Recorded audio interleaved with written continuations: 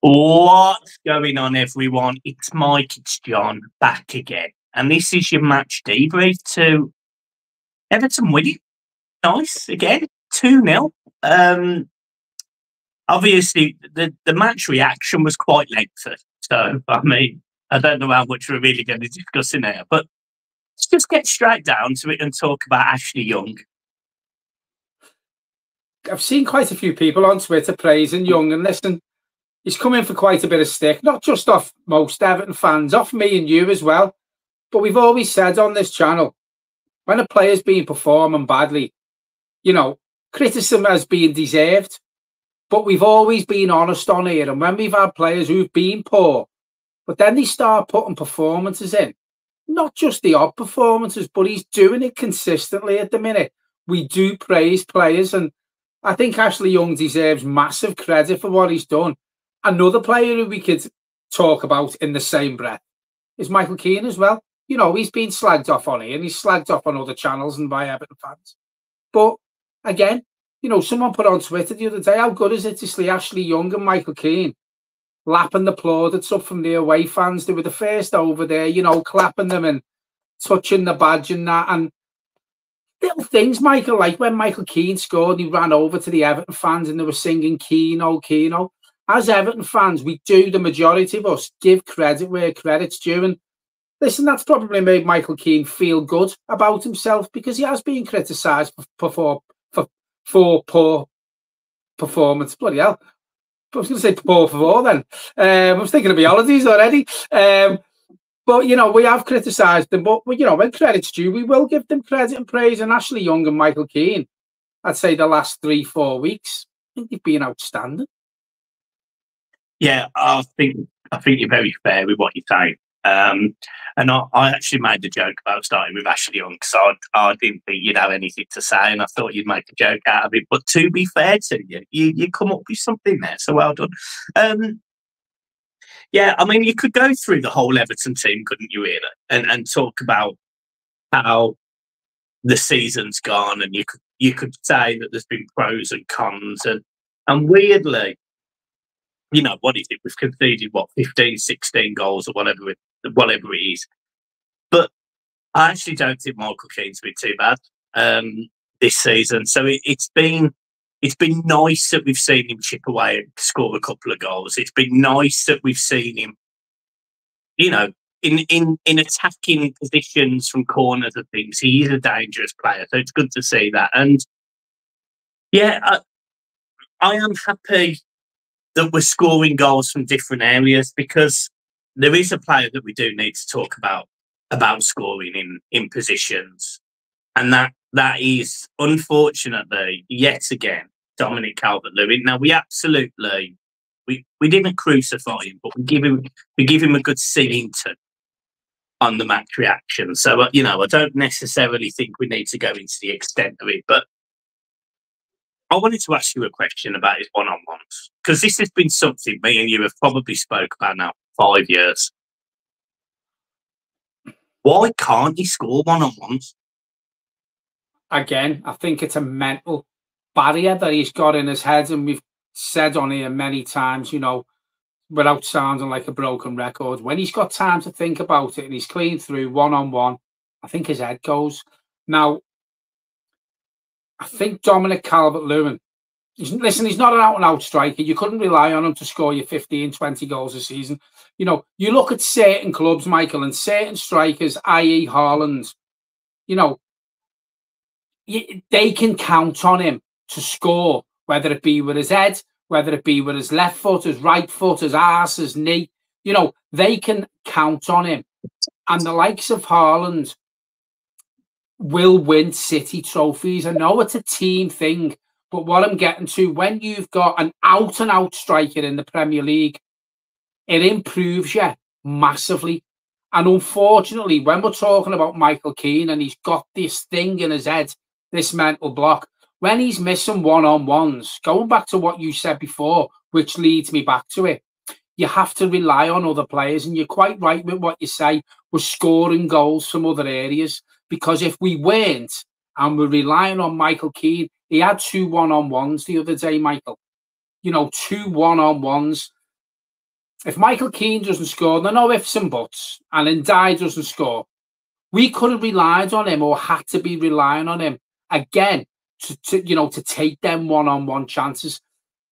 I don't think he's got it in his locker. I don't think he'll ever be a prolific centre forward. And unfortunately, to call him Everton's number 9, I think that's an embarrassment to the number 9s that we've had. And that's not a dig Dominic Calvert-Lewin statement out. It's a fact. It's a fact.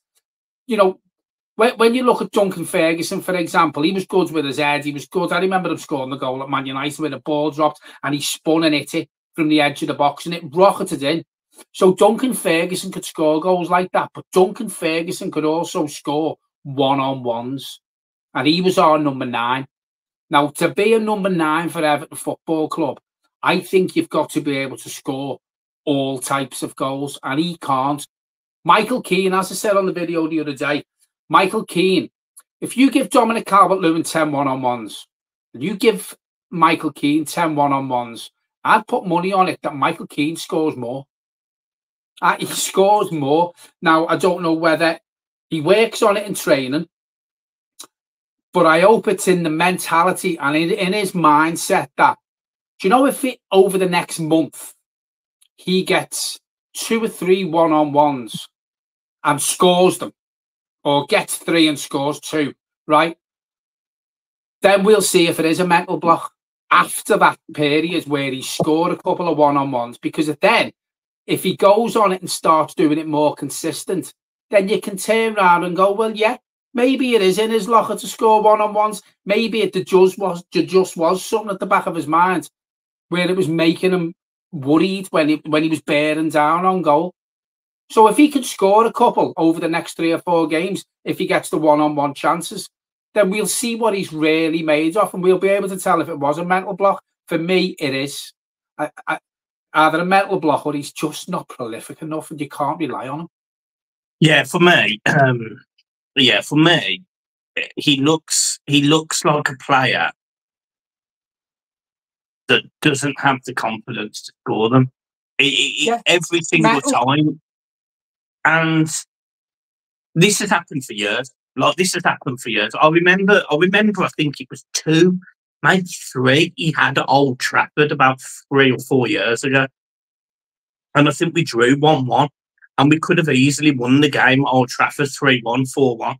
And then we were all one-on-ones to our striker. And you almost don't want them to fall to him. It's so tough, because I look at all the other options in that position, and I thought it was abundantly obvious.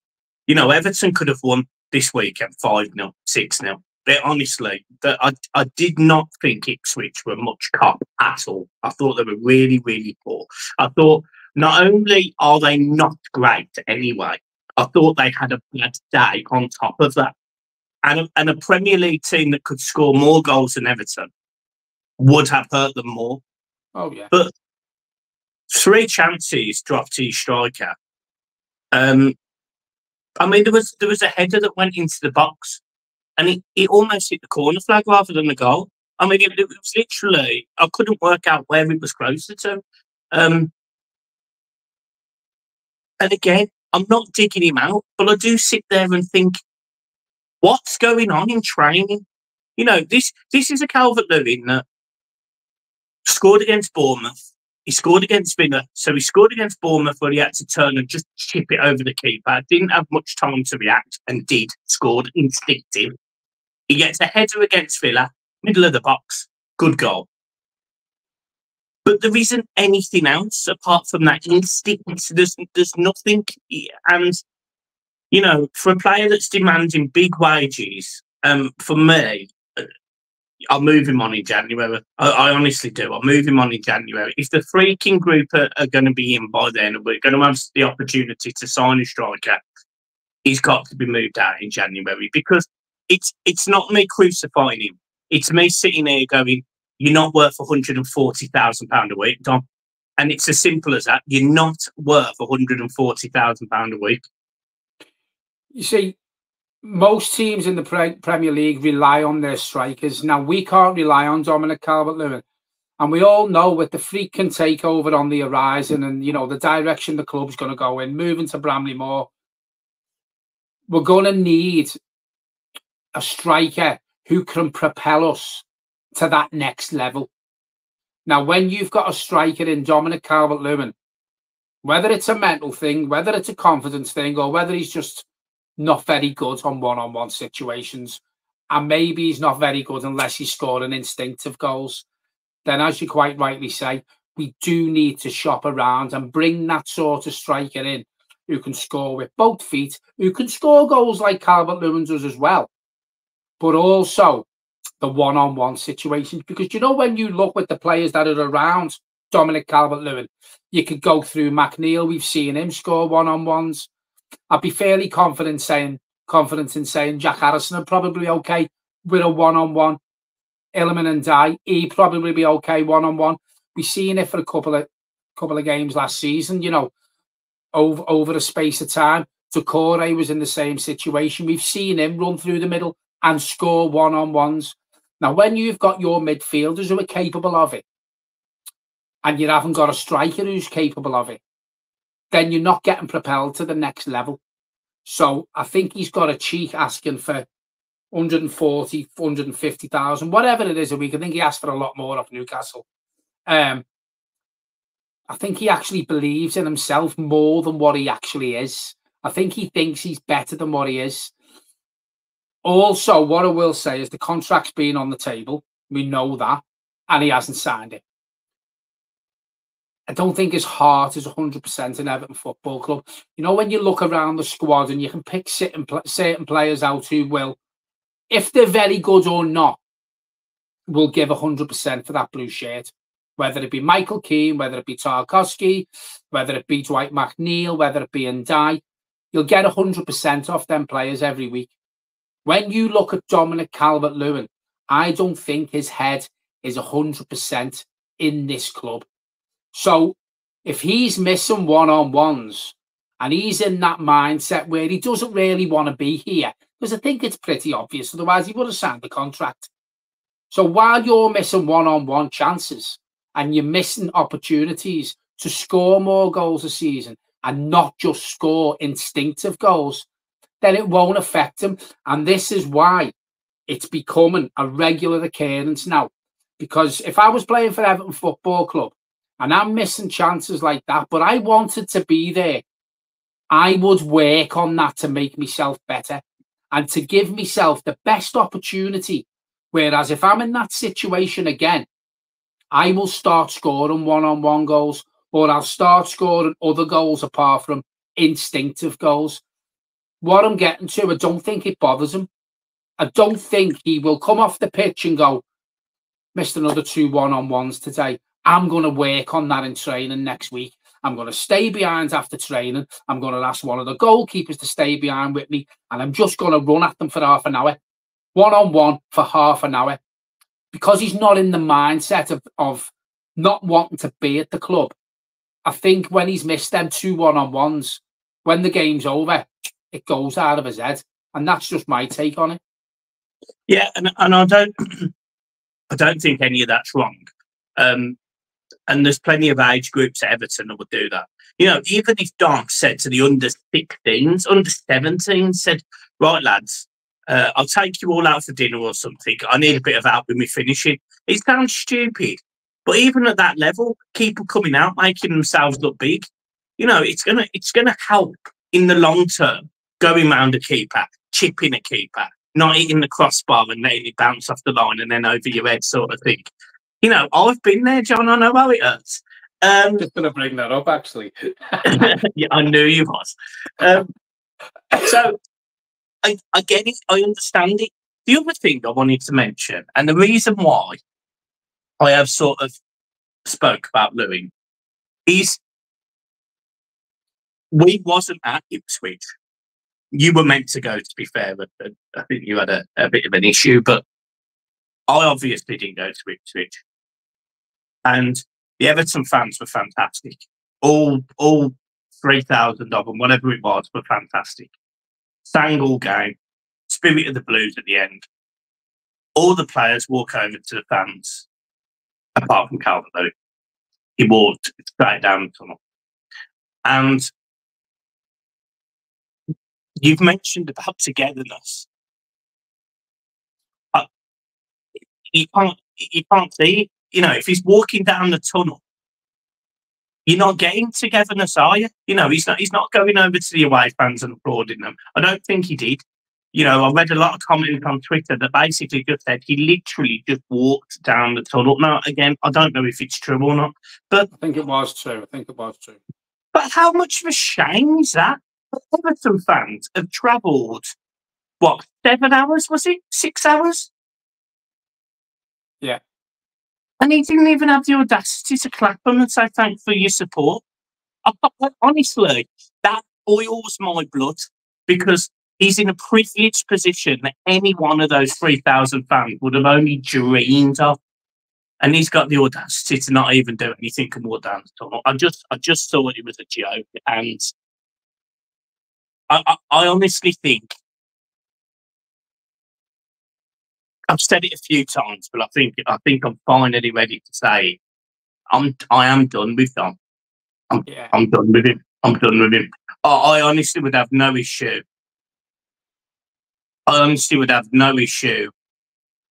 Playing anyone else up there now. Because although he might work hard and he keeps the ball and he runs the channels, I get all of that, and I have no issue with that. You've got to score goals, and it's just not getting enough. Well, the thing is, that's what he's there for. That's his main job, to run the channels, as you quite rightly say, and get in behind the opposition's defenders. But the problem we have, when he does that, he gets in behind the opposition's defenders.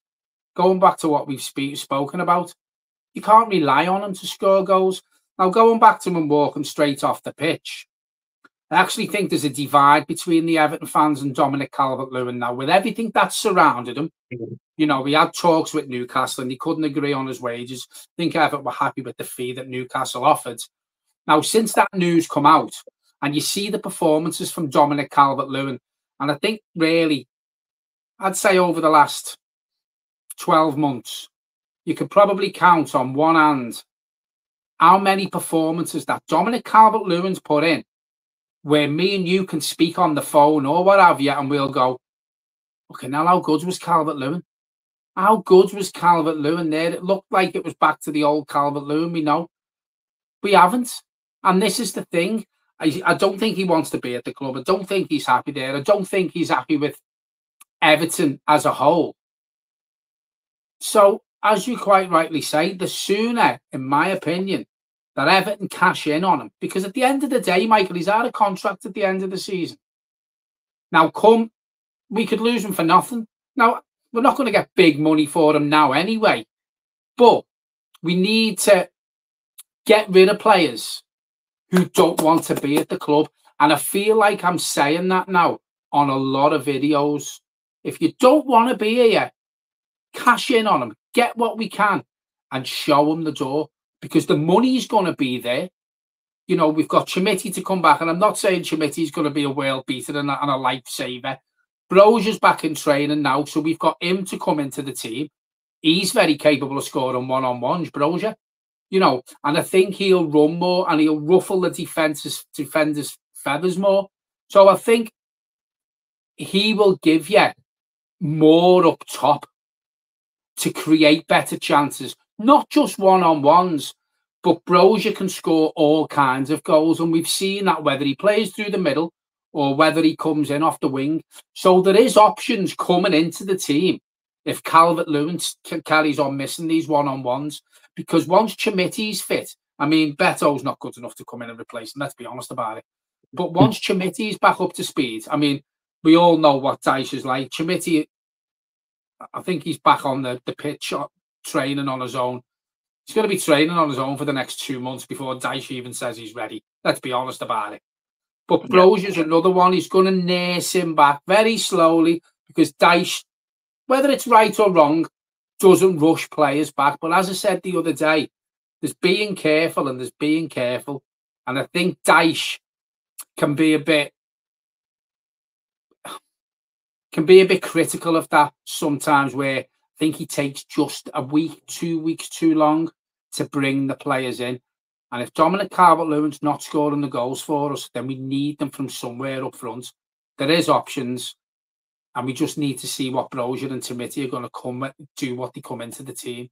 Because, as I say, one-on-ones, he doesn't score enough goals, does he? He's not prolific enough, Dominic Calvert-Lewin, as we said before.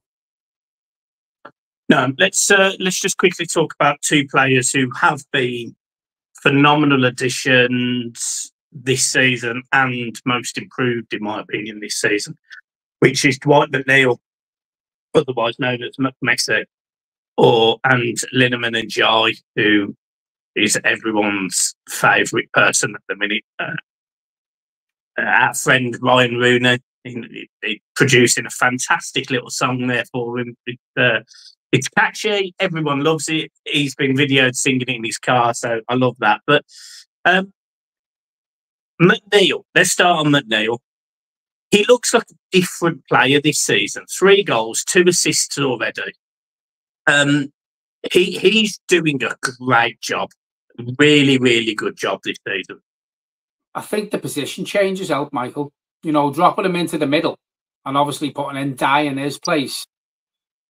I didn't think it'd work as well as what it has, but it seems to me like it's clicked just like that. McNeil going into the middle and Ndiaye taking his place. And when you look at them too, they're dangerous midfielders who will create chances. And obviously, as you've just said, with Dwight's stats, and we've seen Ndiaye score a couple of goals. So we have got goals coming from the midfield now. You've got Jack Harrison as well, who has had a couple of okay games. I remember one game this season where the ball fell and he just took it down and swiveled and put it into the box to create a chance. So the midfielders are chipping in with assists and goals, and this is probably because we're not getting enough from the fella that we were talking about before. But going back to Ndiaye, he's a fan's favourite. He's an Everton sort of player. Every now and again, these players come along into our club where you take them straight to your heart, don't you? You know, we've had them in the past. We've done it with Kanchelskis. We've done it with Kevin Campbell. God bless his soul. You know, there's certain players who come along every now and again. And I think the next one off that production line for us is Ndiaye, because I call him a sexy footballer, twinkle toes, whatever you want to call him. He just excites you every game. Even if he's not fantastic like he was last week in the next game, he still does little things in every game that you go, wow, thank God we've got a player like that who can excite us. He's a bum, you know, get your ass off the seat and stuff like that. Bum lifter. Yeah, bum lifter, yeah. But you know what I like as well? He seems to have took to us as well. And that's what I like, you know, straight away. There's that rapport with a player, and there's a togetherness with an individual player in the crowd. And it's been a while since we've had that at Everton. And that means a lot to a players. You know, as you say, when you see them singing Ryan's song in his car and his girlfriend was videoing it, we're showing him so much love as fans, but he's showing it back as well. And you can see what it means when he scores goals. Even if someone else scores for us, he's there like that with the Everton fans standing behind them and jumping on them. And I think this football club is very lucky to have someone like Ndiaye. But I think he's very lucky of how the fans have took to him and welcomed him, you know, and took him into our hearts straight away. I think he's fantastic. And we forget the fact that he only cost us 14 million. Whereas, you know, we've had this with players in the past, you know. I mean, the one that recently springs to mind was Richarlison. You know, he left Everton, and even still now loves Everton Football Club. He loves the fans. You know, there's very few people that haven't got affection for Richarlison. Whether you liked him as a player, whether you thought he could be better, whether you thought he could do more, blah blah blah blah blah. But we all loved his attitude towards Everton, which was he loves Everton. And I do get that with Ndiaye as well. He just strikes me as someone that loves it, that absolutely loves it. And You know, he's the sort of player. What is he? 22? Is he 23? He's the sort of player that you build teams around. You know, we are quite fortunate. I've said this before. You know, even Dwight McNeil. If Dwight McNeil can keep it up like this, you'd be giving him a new contract. You'd be saying you are a player. You know, his skills that he did on the weekend was phenomenal. The turn, the pass through the middle was great. I just hope we keep it up now. And we've had this debate about Dyche being manager or not. Look, I think me and John both agree. We'd have sacked him 4 games ago. We'd have sacked him 6 games ago. However, he's got what, 8 points in the last 4 games. He's not going to be the manager next season. So if we have to grin and bear some dodgy substitutions or some dodgy starting lineups, I'm not saying I can live with it, because if it got really bad, then again I'd be there going sack him. You know, if we're 20th in the league, a point adrift, I'm going sack him. But maybe we just have to just say, look, we know we're not going to pull up trees this season. Just get us to the end of the season. Well, you're not getting a new deal. But the thing is, I think he knows, you know, his contract's up at the end of the season. There is an option of a 12-month extension, you know, an extra 1 year, which we spoke about. But if we stay up this season, which I'm pretty confident we will, he's done the job that he was brought in to do. We know we're not going to win nothing under Sean Dyche. He was brought in to keep us up, to get us to the new stadium. And I think he knows that he won't be here next season. He's doing the job that he was brought in to do. The new owners are going to come in. And again, it's not a slag Calvert-Lewin video off, even though we've had a good pop at him. You know, it's not a video to slag Dyche off. But if we want to go to that next level with these new owners not too far away, hopefully, then Sean Dyche won't be your manager, because you don't push on with a Sean Dyche. You know, I've said to people on Twitter who actually absolutely blow smoke up his arse still, and without the points deduction, we should have finished 12th last season.